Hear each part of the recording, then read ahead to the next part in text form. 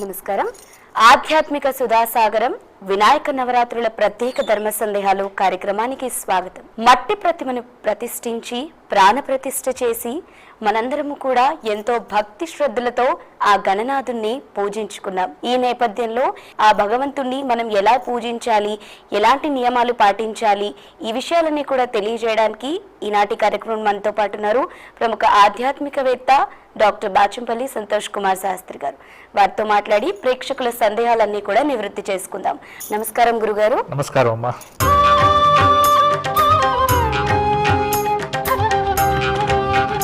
గురుగారు, మొదటి ఉత్తరాన్ని ఇప్పుడు చూద్దాము. చంద్రకళ రాస్తున్నారు కాకినాడ నుంచి.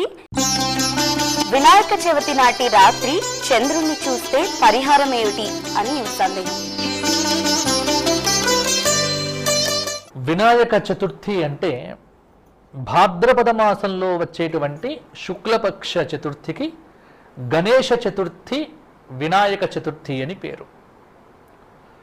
ప్రతి మాసంలో శుక్లపక్షంలో వచ్చేటువంటి చతుర్థికి గణపతి చతుర్థి అనే పేరు. అయితే చైత్రమాసంలో వచ్చేటువంటి చతుర్థి వాసుదేవ చతుర్థి అని, ఇలా చాలా పేర్లు ఉన్నాయి. 12 చతుర్థులకు 12 పేర్లు ఉన్నాయి. వీటిలో ఈ భాద్రపద మాసంలో వచ్చే శుక్లపక్ష చతుర్థి వినాయక చతుర్థి. ఈ వినాయక చతుర్థి వ్రతానికి ఒక నియమం ఉంది. ఏమిటి అంటే చంద్రుణ్ణి చూడకూడదు. చంద్రుణ్ణి చూస్తే దోషము. దానికి సంబంధమైనటువంటి ఒక కథ మనకు పురాణ గ్రంథాల్లో కనిపిస్తూ ఉన్నది. కాబట్టి చంద్రుణ్ణి మనం చూచాం, నీలాపనిందలు కలుగుతాయి అని మనకు చిన్ననాటి నుంచి వింటూనే ఉన్నాం. దీనికి అవతార పురుషులు కూడా మినహాయింపు కాదు. అందుకే ద్వారకా పట్టణంలో ప్రదోష సమయంలో ఆవు పాలు పితుకుతుండగా ఆవు పాలల్లో చంద్రబింబాన్ని చూచినటువంటి కృష్ణ భగవానుడికే తప్పలేదు నీలాపనిందలు. దానికోసమే శమంతక మణిని తీసుకుని వచ్చి సత్రాజిత్తుకు ఇవ్వటం ఈ కథంతా తెలుసు. అందుకే ఎంతటి వారికి నీలాపనిందలు తప్పవు. ఈ గణపతి చతుర్థి రోజున రాత్రి చంద్రుణ్ణి చూస్తే, ఒకవేళ పొరపాటున చంద్రుణ్ణి చూచాము అంటే ఏం చెయ్యాలి అని, దీనికి 2 పరిహారాలు మనకు వ్రతంలో చెప్పారు. ఒక పరిహారం ఏమిటి అంటే ఉదయమే గణపతి పూజ చేసి కుటుంబ సభ్యులంతా వినాయక వ్రత కథను మంచిగా చక్కగా అర్థమయ్యేట్టుగా పారాయణం చేస్తే, వింటే, విని ఆ అక్షతలు తీసి శిరస్సుల మీద వేసుకుంటే, పురోహితుడి ద్వారా అక్షతలు శిరస్సు మీద ధరిస్తే చంద్రుణ్ణి చూచిన దోషానికి పరిహారం జరుగుతుంది, నీలాపనిందలు కలగవు. శమంతకోపాఖ్యానం అనేటువంటిది చదివితే ఆ రోజున నీలాపనిందలు కలగవు అనేది ఒక పరిహారం. రెండవది, మాకు ఇంత సమయము లేదు, ఉరుకుల పరుగుల జీవితము, పొద్దున్నే ఆఫీస్కి వెళ్ళాలి, ఇప్పుడు వర్క్ ఫ్రమ్ హోము, ఇప్పుడు మేమే ఏం చెయ్యాలి అని అందరు అంటూ ఉంటే ఏమీ లేదు. దానికి ఒక శ్లోకం ఉంది. సింహ ప్రసేనమవధీ సింహో జాంభవతా హతః సుకుమారక మారోదీహి తవ ఏష శమంతకః అనేటువంటి ఒక శ్లోకము. ఈ శ్లోకం మీకు అన్ని పుస్తకాల్లో దొరుకుతుంది. దాన్ని కరెక్ట్గా మీకు దాని పుస్తకంలో ఉంటుంది. ఈ పుస్తకంలో ఉన్న ఈ శ్లోకం చెప్పి గణపతి దగ్గర ఉన్న అక్షతలు తీసి శిరస్సు మీద ధరించిన దోష పరిహారం జరుగుతుంది. కాబట్టి చంద్రుణ్ణి చూడకుండగా ఉండండి. ఒకవేళ చూచినట్లయితే నేను చెప్పినటువంటి ఈ పరిహారములు చేసుకోండి.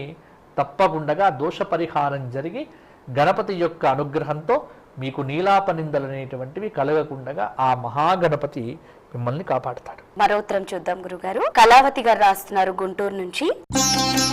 వినాయకుడు ఇంట్లో ఉన్నన్ని రోజులు ఏ విధంగా పూజించాలి అని సందేహం.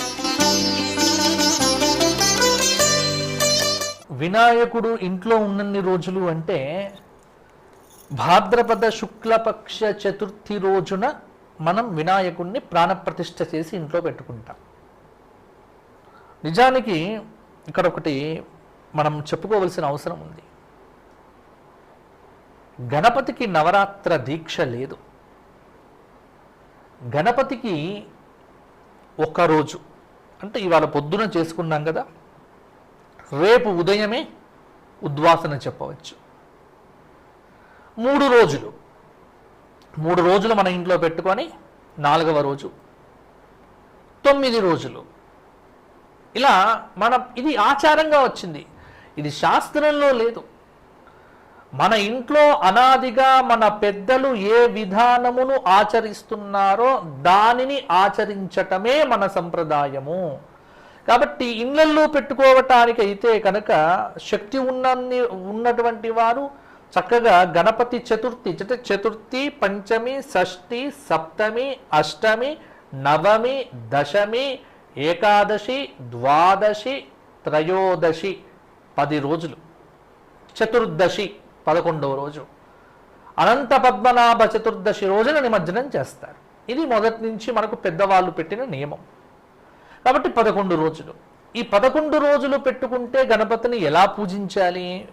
ఉదయము సాయంత్రము 2 సమయాల్లో పూజ చేయాలి. మీకు వస్తే షోడశోపచార పూజ, లేదు అవేవి రావు, ఒక నామం చెప్పి ఓం మహాగణాధిపతయే నమః ధ్యాయామి, ధ్యానం సమర్పయామి, మహాగణాధిపతయే నమః ఆవాహయామి, ఆసనం పరికల్పయామి, అన్నింటికీ ఈ నామమే. ఈ నామంతో పూజ చేయండి.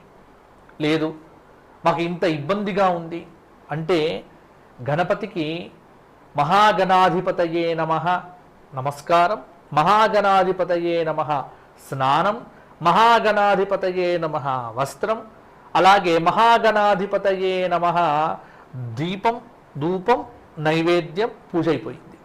ఇలా చేయండి. చేసేది ఏదైనా భక్తి ప్రధానము తప్ప ఇంకేది కాదు. చేసేటువంటి పూజ భక్తిగా చెయ్యండి. గణపతిని మన ఇంట్లో పెట్టుకున్నాము, ప్రాణ ప్రతిష్టాపన చేసుకొని ఉన్నాము, గణపతి మా ఇంటికి వచ్చి కూర్చున్నాడు అనేటువంటి భావనతో మీరు పూజ చేస్తే ఎన్ని రోజులైనా శక్తి ఉంటే 9 రోజులు పెట్టుకోండి, లేదా 11 రోజులు పెట్టుకోండి, లేదా 5 రోజులు పెట్టుకోండి, లేదా 3 రోజులు పెట్టుకోండి, లేదా 1 రోజు పెట్టుకోండి, లేదా 7 రోజులు పెట్టుకోండి. అది మీ శక్తిని బట్టి ఉంటుంది తప్ప ఇన్ని రోజులు పెట్టుకోవాలి, ఇలానే చెయ్యాలి అన్న నియమం అయితే ఏదీ లేదు. అయితే శుక్లపక్ష చతుర్థి, గణపతి చతుర్థి రోజున చేసేటువంటిది మాత్రము సిద్ధి వినాయక వ్రతము. ఆ వ్రతము ఆ విధానంగానే చెయ్యాలి. కాబట్టి ఆ విధానంగా మీరు చూసుకోండి. మరో ఉత్తరం చూద్దాం గురువుగారు. నిర్మల గారు రాస్తున్నారు ప్రకాశం జిల్లా నుంచి. ఇంట్లో ప్రతిష్ఠించిన గణపతిని ఏ రోజున నిమజ్జనం చేయాలి అని సందేహం. ఇంట్లో పెట్టుకున్నటువంటి గణపతిని మనం సాధారణంగా భాద్రపద శుక్ల చతుర్దశి, అనంత పద్మనాభ చతుర్దశి నిమజ్జనం చేసేటువంటి రోజు.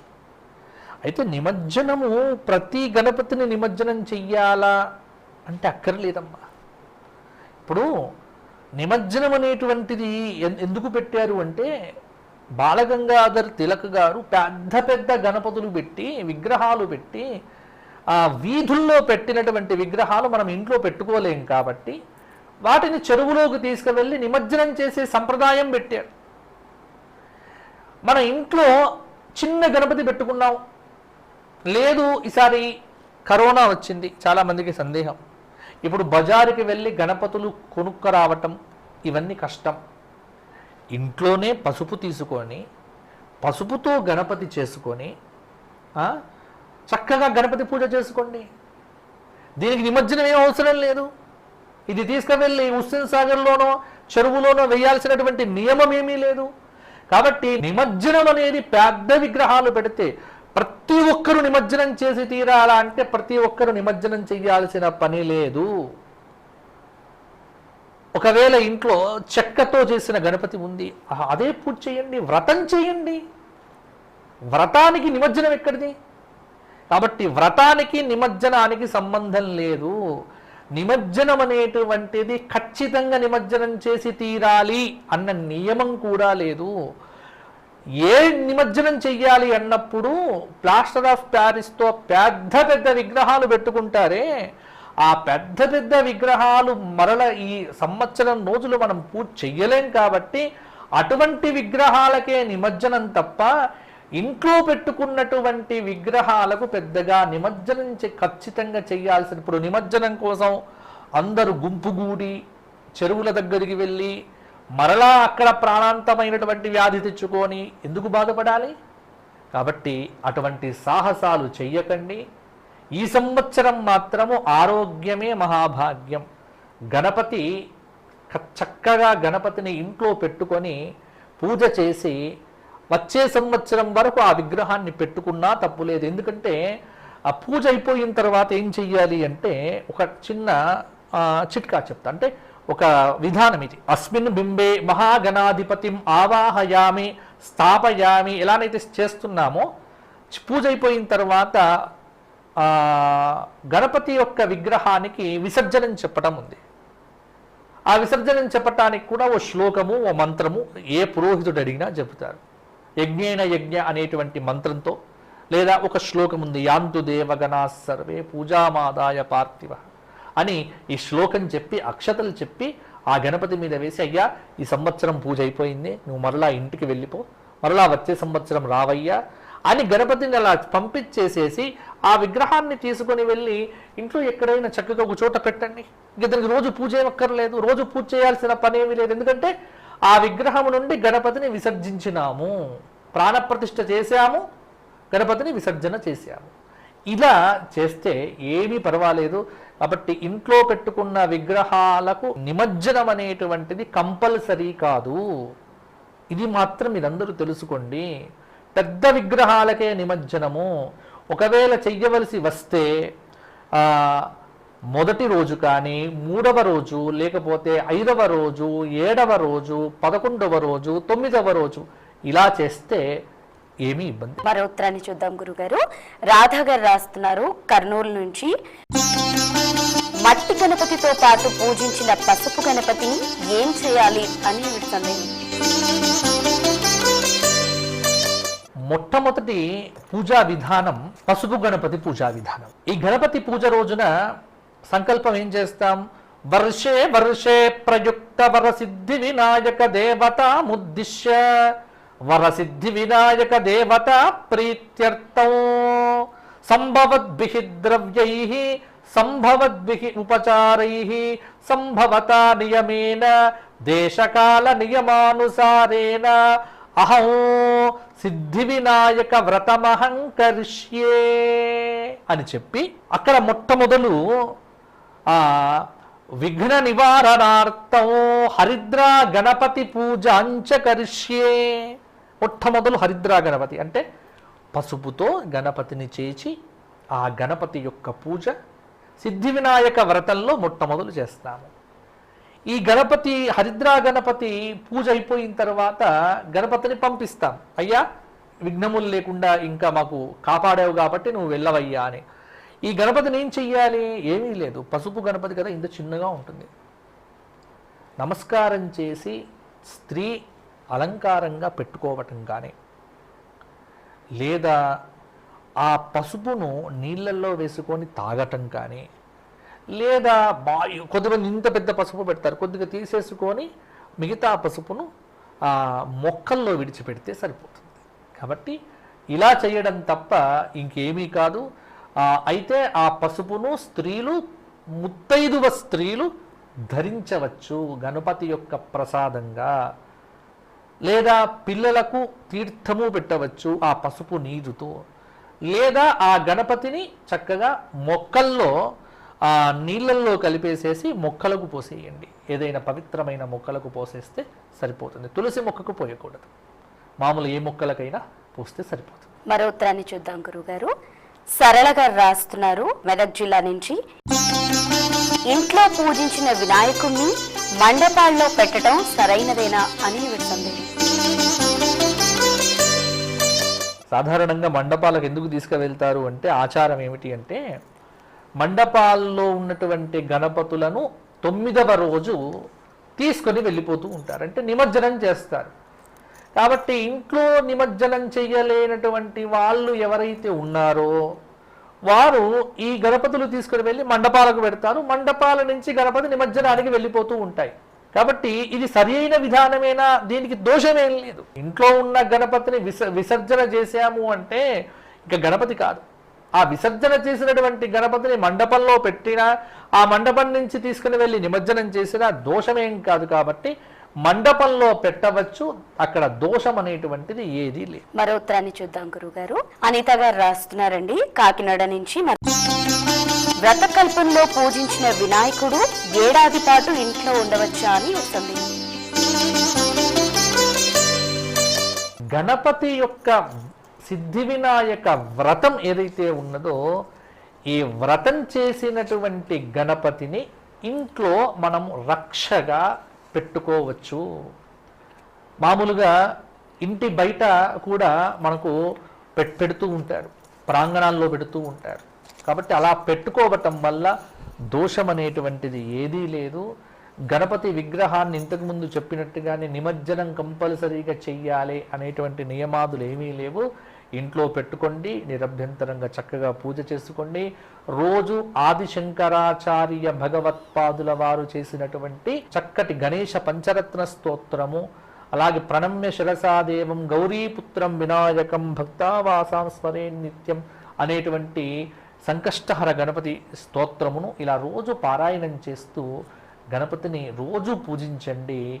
బుద్ధి వివేకము అన్నింటినీ మనకు అనుగ్రహించేటువంటి సుందర సులభ సురుచిర అద్భుత ఆనంద దైవమే మహాగణపతి. భాద్రపద శుక్ల చతుర్థి రోజున చేసేటువంటిది సిద్ధి వినాయక వ్రతం. ఇంతకుముందు మనం చెప్పుకున్నాం. కాబట్టి సిద్ధి వినాయక వ్రతము అన్నప్పుడు ఒక్కరోజు చేసేదే. వ్రతం ఎప్పుడు ఒకరోజే చేస్తాం. ఈ 9 రోజులు పెట్టుకోబడాలు, ఈ 5 రోజులు పెట్టుకోబడాలు, రోజు వ్రతం ఏం చేస్తాం? భాద్రపద శుక్ల చతుర్థి రోజున చేసేటువంటిది మాత్రం సిద్ధి వినాయక వ్రతము. మిగతా తెల్లవారి నుండి చేసేటువంటిది పూజ. కాబట్టి గణపతి పూజ అవుతుంది. ఇంకా ఆ రోజున మళ్ళా తెల్లవారి కూడా వ్రత కథలు చెప్పుకోబడాలు. ఈ వ్రత కథలు లేవు తెల్లవారి. వ్రత కథలు మాత్రము చెప్పుకునేది కేవలంగా భాద్రపద శుక్ల చతుర్థి రోజు మాత్రమే. మనకు ఈ విధానం కూడా ఎక్కడి నుండి వచ్చింది?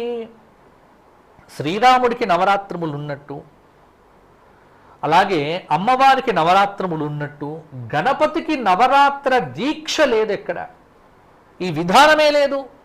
గణపతి నవరాత్రములు అని చేస్తూ ఉన్నారు 9 రోజులుగా పూజ. కానీ ఇది చేసేది వ్రతము, ఇది నవరాత్ర దీక్ష కాదు. ఈ దీక్ష ఎక్కడి నుంచి వచ్చింది అంటే ఇది లౌకికమైన ఆచారంగా వచ్చింది. అదే ఇప్పుడు అందరు ఆచరిస్తూ ఉన్నారు. తిలక్ గారు పెట్టినటువంటి ఒక విధానం ఇది పునా నుంచి ప్రారంభమైంది. ఇక అక్కడి నుంచి కంటిన్యూ అవుతూ వస్తున్నది. మనమందరం కూడా దీన్ని ఆచరిస్తూ వస్తున్నాం. కాబట్టి గణపతి యొక్క ఈ నవరాత్రములు అనేటువంటివి కాకుండా సిద్ధి వినాయక వ్రతము అనేటువంటిదే భాద్రపద మాసంలో శుక్లపక్షంలో చతుర్థి రోజున చేసేటువంటిది. కావున ఆ రోజున చేసినటువంటి గణపతి విగ్రహమును మరల వచ్చే సంవత్సరం వరకు కూడా ఇంట్లో పెట్టుకోవటంలో ఎటువంటి దోషము లేదు. కొద్ది ఆచారం కూడా ఉంది. కొద్దిమంది అలాగే అట్టి పెట్టుకుంటారు, కొద్దిమంది నిమజ్జనం చేస్తారు. పెట్టుకోవటంలో మాత్రము తప్పు లేదు అనేది నా అభిప్రాయం అమ్మ. అలాగే గురుగారు, మరి ఈనాటి కార్యక్రమంలో ప్రేక్షకుల సందేహాలన్నీ నివృత్తి చేసినందుకు ధన్యవాదాలు. ధన్యవాదాలమ్మా. వీక్షించారు కదండి నేటి వినాయక నవరాత్రుల ప్రత్యేక ధర్మ సందేహాలు కార్యక్రమాన్ని. మళ్ళీ మరో ప్రత్యేక ధర్మ సందేహాలతో మీ ముందుంటాము. అంతవరకు సెలవు. నమస్తే.